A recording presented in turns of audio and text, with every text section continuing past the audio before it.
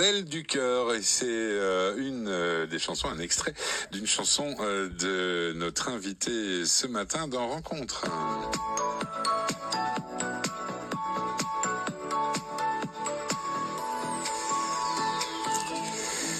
Et ma chère Lucie, ce matin, nous allons à la rencontre de Sandra Zemmour. Elle est chanteuse, elle vient de sortir son 3e album qu'elle a commencé à écrire au lendemain du 7 octobre, bien sûr. Elle l'a imaginé comme une thérapie et l'adresse à qui cherche l'apaisement aujourd'hui. Et donc, je propose de nous faire mieux connaître cette Sandra Zemmour. Oui, bonjour Sandra. Bonjour Lucie, bonjour tout le monde.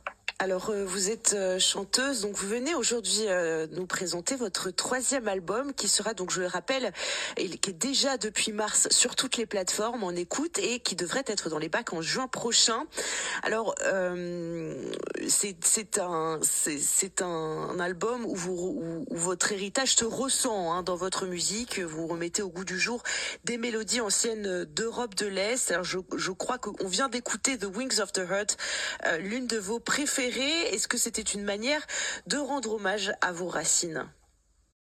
Oui, et aussi à tout l'univers poétique d'Europe centrale, juif, de transmettre les mélodies, les nigunim Bratslav, de Rabbi Nachman de Bratslav, qui m'ont apporté tellement, qui m'ont apaisé pour essayer d'apaiser les cœurs. Voilà.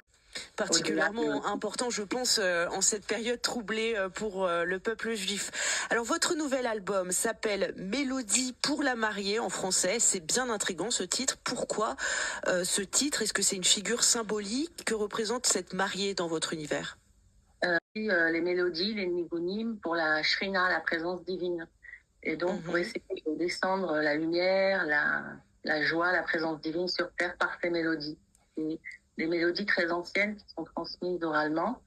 Et c'est un vrai trésor qu'on a essayé de réadapter avec des grands musiciens pour essayer d'apaiser, descendre de la lumière dans ce monde.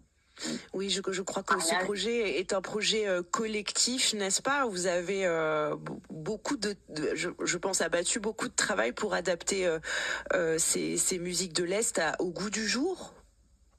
Oui, c'est le fruit exactement d'un très très grand travail et très long que j'ai porté pendant de nombreuses années. Et justement, alors racontez-nous la genèse de ce projet. Je crois que vous avez commencé à travailler sur cet album au lendemain du 7 octobre, donc on imagine bien que c'est un hommage aux victimes du 7 octobre également.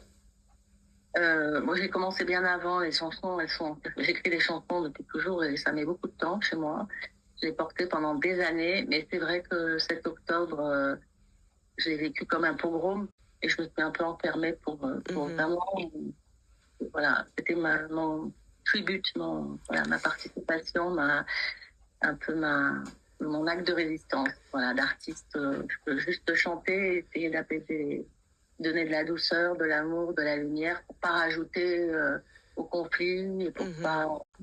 Vous avez ressenti l'appel à... Parce que vous êtes franco-israélienne, je pense que vous avez vraiment ressenti cet appel-là de vous positionner aux côtés du peuple juif dans cet événement tragique. Et ça m'a rappelé des mémoires. Quel genre de mémoire, par exemple ? Mon grand-père venait de Roumanie, donc il a survécu au pogrom. Ma mère a été cachée pendant la Shoah, donc comme Anne Frank, dans un grenier. Donc tout ça, ça ressort. C'est pas soigné, c'est dans l'ombre. Et voilà, comme vous voyez en ce moment, ça ressort.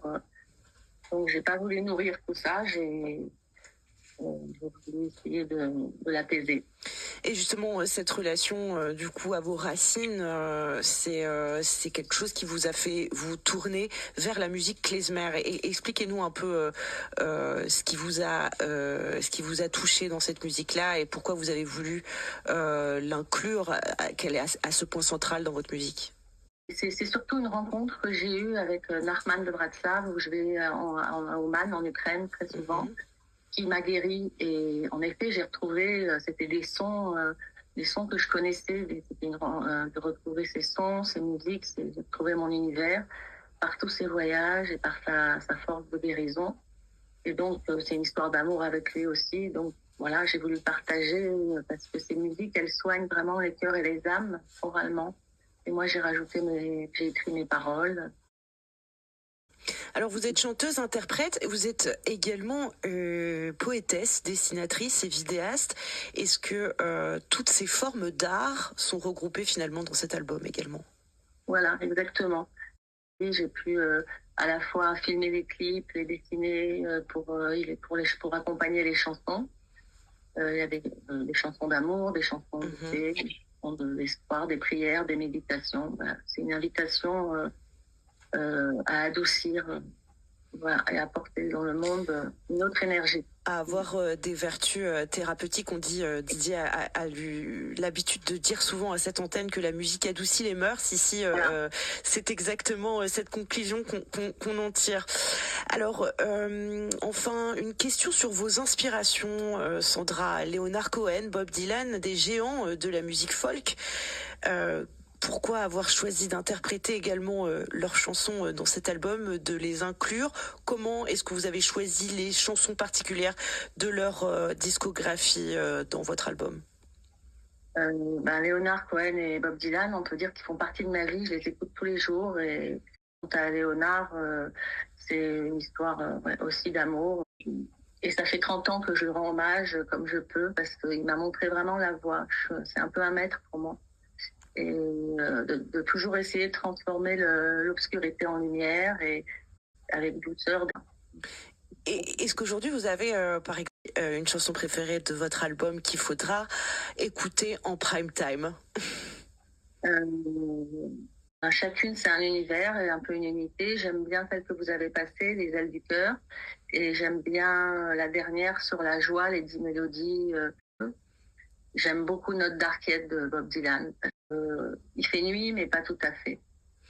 Alors justement, j'aimerais terminer cette interview en faisant écouter à nos auditeurs l'une des chansons que vous avez mentionnées. Donc, à l'écouter. 10 Melodies. 10 Melodies, voilà. Bien, merci infiniment d'avoir été avec nous, Sandra Zemmour.